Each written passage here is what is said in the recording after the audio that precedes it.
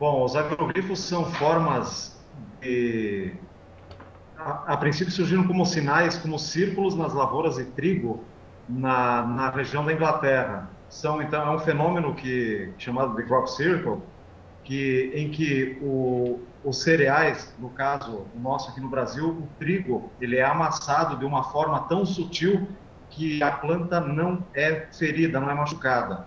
Então, os agroglifos são sinais que aparecem nas lavouras de trigo pelo mundo afora. Uma explicação: no trigo, no caso, na plantação, aparece a imagem fantástica e ninguém explica. E ela não pode ser tirada dali, a não ser através das imagens e fotos. Tem como a gente tirar algumas plantas e tal, mas não tem como você carregar essa imagem.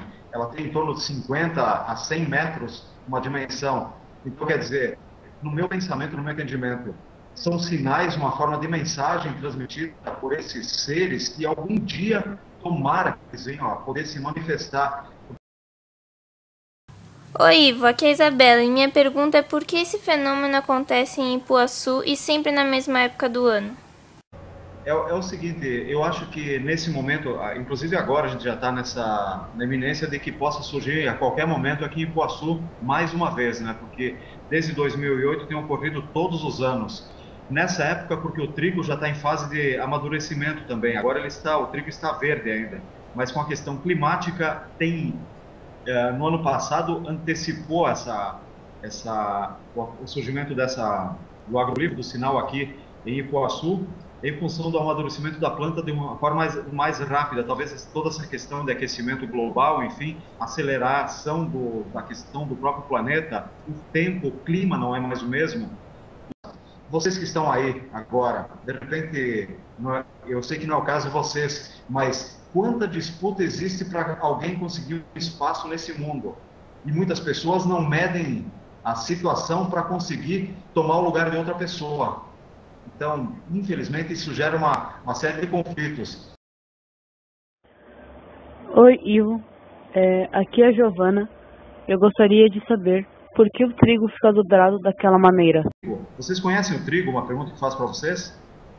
Sim. A planta plantada lá na terra e tal, se vocês tentarem dobrar essa planta, o trigo, ele quebra com muita facilidade. E da forma como ele tem aparecido, ele é moldado com uma sutileza que só se um dia vocês vierem para cá para poder analisar. E a questão é como se fosse um carimbo holográfico no meio dessa lavoura. Por mais que muitas pessoas seja um sinal não aqui do planeta Terra. E essa questão de aparecer agora, eu entendo da seguinte forma: é porque é uma planta muito sensível ao toque. Se você tentar manusear ela, ela quebra com muita facilidade. O trigo, então, é uma planta muito sensível e que é de fácil até manuseio, que cria esse desafio para a gente tentar decifrar também. Oi, Ivo, aqui é a Paloma e a pergunta é: esses agroglifos representam algo ou são simples marcas? Todos eles têm transmitem algum tipo de mensagem. Eu não saberia dizer o que eles hoje representam. No primeiro agroglifo que surgiu em Ipuaçu foi em 2008, foi uma forma de um círculo e um anel externo. Pode ser, quem sabe, o Sol e em torno dele uma energia, ou como alguns falaram por aqui também, que teria sido o marco inicial, um ponto zero, um ponto neutro aqui, e a partir desse surgiriam outros. No ano seguinte, em 2009, aqui em Ipuaçu, surgiu uma formação nas lavouras, um agroglifo, em forma de uma seta. Aí, analisando, são quase 7 mil habitantes, a metade da população em Ipuaçu é indígena, são índios mesmo que residem nessa região. Talvez alguma relação que faça com que a gente volte a pensar um pouco mais no passado, no nosso próprio passado, no tempo em que nossos pais enviavam cartas, em que o correio transmitia essa informação, para sentir aquela energia no próprio papel. Pode ser que exista uma relação nesse sentido também. Algum tipo de mensagem, com certeza, eles transmitem. Oi, meu nome é Samir. Gostaria de saber quando esses fenômenos começaram e se houveram imitações. Então, o primeiro registro no Brasil foi em 2008. O que eu fiz? Fui a Ipuaçu, começo da tarde, a gente esteve por lá junto com outro colega, jornalista aqui daqui da região, a gente esteve nesse local e nós constatamos. Aí, de imediato, no final da tarde, ao retornar aqui para Xanxerê, encaminhei por e-mail algumas imagens para o Gevaer, da revista UFO. Ele em seguida me ligou. Ele disse: olha, tenta preservar aquele local que, pelo que se percebe, realmente a primeira situação que ocorre no Brasil. E é o que aconteceu. Então, a partir de 2008, primeiro registro realmente autêntico de agroglifos aconteceu em Ipuaçu. Foram 3 naquele município em 2008, 2 praticamente do mesmo tamanho, em torno de 20 metros, e um outro um pouco menor de 5. E num final de semana seguinte, aqui em Xanxerê, algumas pessoas, inclusive foram identificadas posteriormente, elas tentaram imitar aquela formação de Ipuaçu, mas a forma grosseira com que foi feito deu para identificar claramente o que é autêntico e aquilo que o ser humano tenta fazer, aquela imitação. Então, já deu para perceber claramente então essa grande diferença do que é autêntico, que pode ser considerado autêntico em Ipuaçu, e o que aconteceu depois aqui em Xanxerê e outros municípios da região também. Eu, a partir de 2008, assim, ó, em 2008, quando eu fui ao local, o tempo, novembro, já está em torno de uns 30 graus. O céu completamente azul naquela tarde, quando a gente esteve lá, em torno de 14h30, 15 horas. Um horário como esse. Aí muitas pessoas estavam naquele local, dentro daquele agroglifo, caminhando em torno dele e tal. Imagina, só se falava que os ETs invadiram Ipuaçu. Olha o pensamento, né? Aí eu fui naquele local, entrei no agroglifo, depois de buscar os primeiros registros, a foto girou o mundo. Depois, eu senti assim, ó, parei, refleti um pouco, como se uma energia tivesse me envolvido naquele local, como se um vento viesse de cima. Eu senti meu corpo todo vibrar, arrepiando pela presença naquele local. Foi uma coisa de instantes, mas eu senti aquela energia. O que eu posso dizer é o seguinte: estive em todos os agroglifos, a não ser em 2010, quando surgiu no interior também de Ipuaçu, mas também pelas imagens do local que apareceu, formação autêntica também lá naquele município, mas presenciar, até hoje ninguém presenciou o fenômeno acontecendo, ocorrendo só depois. A questão é a seguinte: você passa no local num dia, vê a planta normal, no outro dia a formação está lá. Você acredita que foram feitos realmente por ETs? Eu poderia explicar com facilidade, mas em muitas situações é o seguinte: buscando interagir com muitas pessoas, com essa facilidade de conexão, internet, buscando pessoas, eu concordo com a situação de que não foi o ser humano que colocou sua mão, seus pés lá em Ipuaçu para criar esses sinais. Tem uma pesquisadora canadense chamada Francine Blake, ela explica uma situação dizendo que esse mistério, esse fenômeno, esses enigmas criados, não só em Ipuaçu, como é um caso dos mais recentes pelo mundo, mas Inglaterra, enfim, outros locais, são sinais, sim, de que alguém quer, de forma amistosa, manter contato com a gente. Se vocês buscarem informações sobre extraterrestres, alienígenas, como no caso de vocês aí próximo à escola, Neolatino, né, que vocês estudam, imaginou se uma nave de 50 metros estivesse pairando sobre a escola de vocês aí em São Paulo? Não causaria um caos, um pânico? Imagina aqui no interior, o que aconteceria? Primeira situação, forças armadas seriam acionadas. Para quê? Tentar interceptar, tentar manter um contato. E não seria de forma amistosa. Como eu já falei antes, no começo dessa conversa com vocês aí, o homem tem a sua situação as suas conquistas à base de força. E não medem esforços. Se tiver que usar armas pesadas, é só vocês analisarem o que acontece ultimamente na Síria e outros locais por aqueles países lá do Oriente. São guerras todos os dias. Então, isso infelizmente é uma realidade com que a gente convive. O homem vive à mercê e nós vivemos como se diz, antigamente se falava que a gente vivia num barril de pólvoras pronto para explodir a qualquer momento. E esses sinais que aparecem, eu acredito sim, são seres amorosos, irmãos das estrelas, de algum planeta próximo ou distante, que vem ou já está aqui no nosso planeta trabalhando para que a gente pare e busque uma reflexão, que existe sim alguma coisa acontecendo e que eles não vêm para cá para invadir o nosso planeta como muitos querem afirmar. Ivo, gostaríamos de saber também sobre os câmeras de plantão. Olha, eu tive o prazer de conhecer pessoas ligadas a esse fenômeno que já estiveram na Inglaterra, como é o caso da terapeuta Ana Sharp, que ela mora na Serra da Bocaina, interior de São Paulo, próximo ao Rio de Janeiro.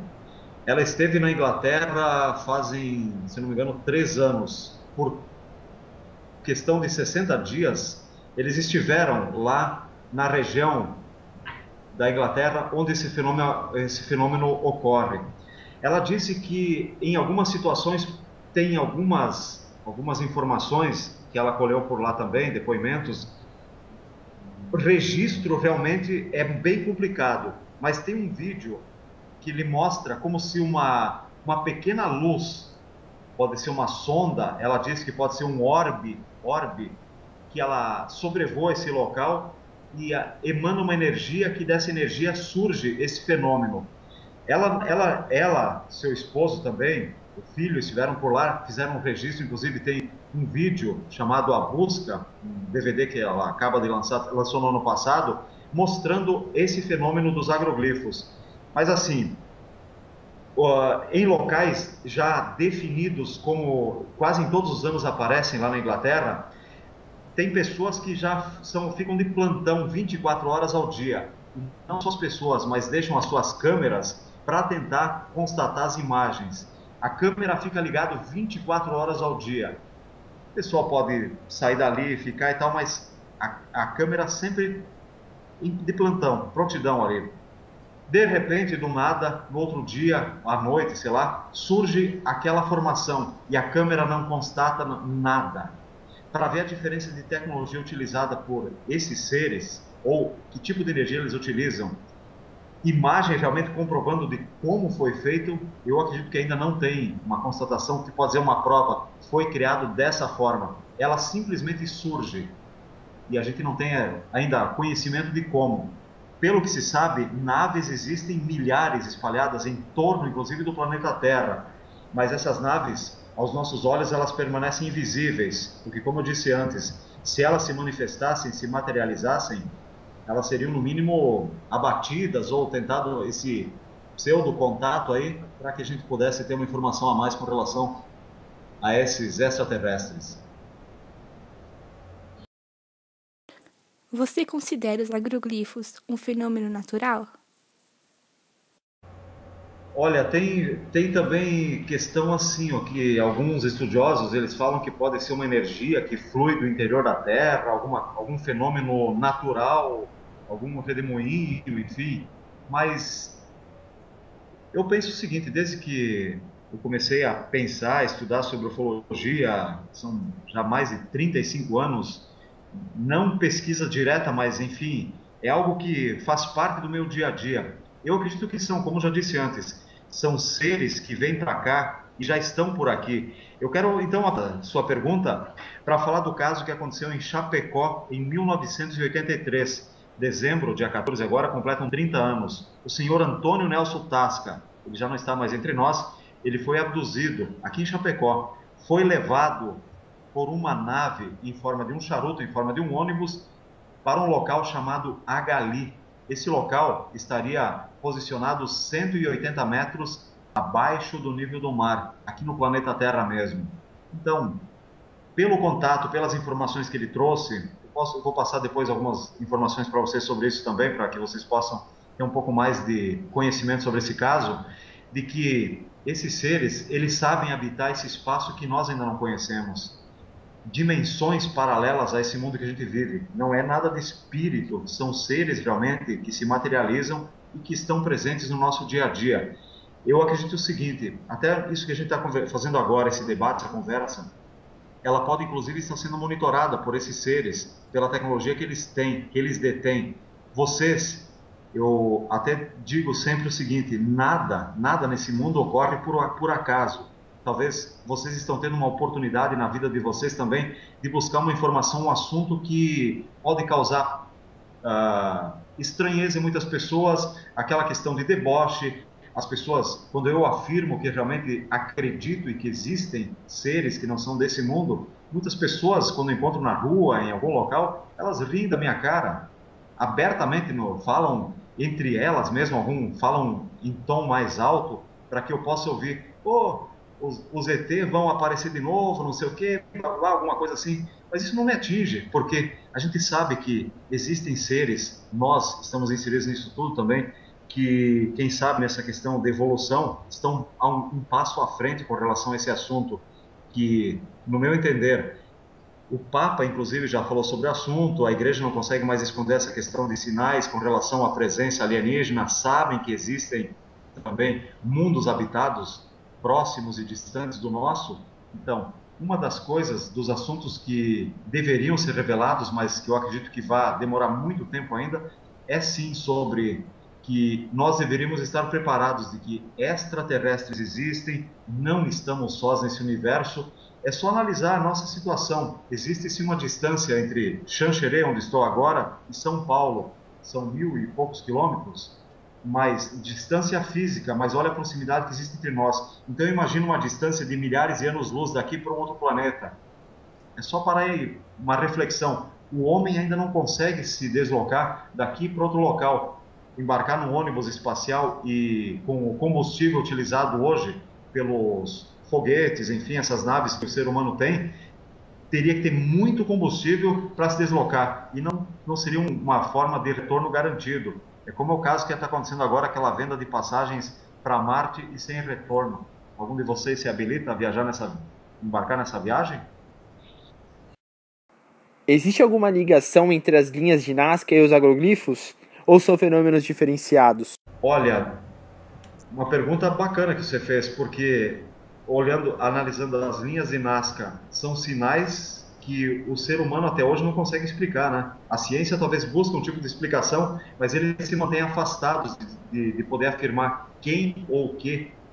Aí a gente poderia retornar ao seguinte: há milhares de anos atrás, quando dizem que existiam dinossauros, eu não sei onde é que vocês estão agora, um local específico, mas voltem milhares de anos. São Paulo tem quantos anos? 500? Quase 500. Então, a gente poderia voltar mais 1.000 anos, 1.500 anos atrás, quem sabe, ou milhares de anos. O que será que existia aí nesse local onde vocês estão agora? Será que, para falar alguma coisa assim, será que não passou um dinossauro, deixou um cocôzinho aí?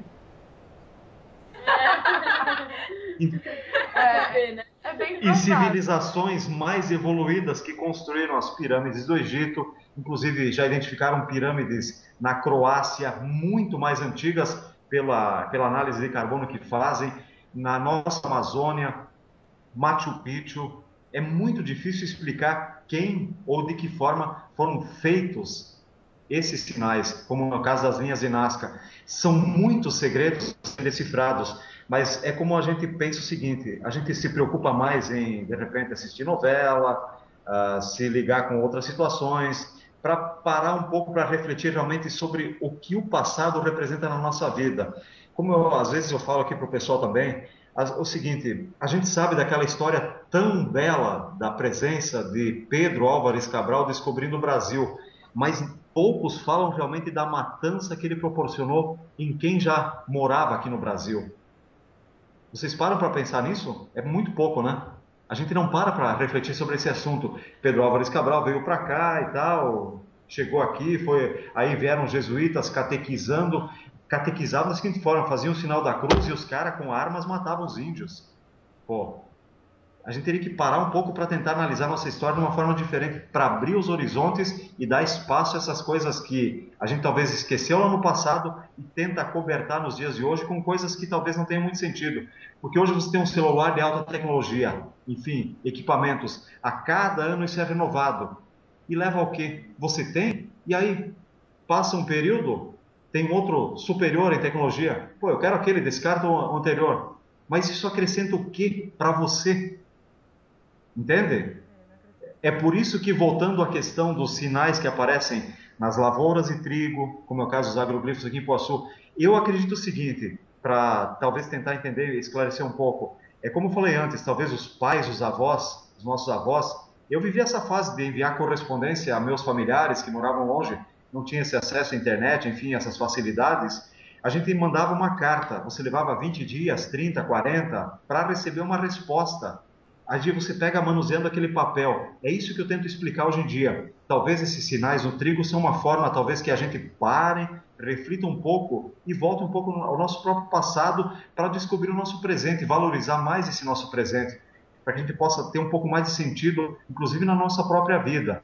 Isso eu gostaria que vocês cinco aí, parassem um pouco e pensassem, que sabe, no dia a dia. Talvez isso possa contribuir, inclusive, no nosso futuro, para que a gente possa aprender. Você sabe quantos filmes já são feitos aí nos últimos tempos, fizeram aí sobre final do tempo, finais dos tempos, enfim. Aquela questão, sempre quando Hollywood manda um filme sobre extraterrestre, quase sempre, é aquela invasão de naves que chega destruindo tudo. E de repente, lá no finalzinho do filme, aparece um Ivo no final com uma arma, detona e eles fogem. Pô, nada a ver. Eles poderiam destruir o nosso planeta se quisessem no estalar de dedos, né? E no finalzinho, aquele idiota do ser humano consegue fazer com que eles sumam daqui. E a gente acredita que são monstros que vêm para cá. É como se você vê imagem de alienígena. Aqui a gente vive essa realidade, às vezes, é o seguinte. Eu já fiz essa pesquisa com pessoas aqui de Xanxerê, também em Poaçu. Como é que você imagina um ET? Alguns imaginam um verdinho com anteninha, outro assim, uma mosca gigantesca, um lagarto com tentáculo, sei lá, esses bichos, quer dizer, ficção. Ficção para causar pânico na população. O ser humano tem mania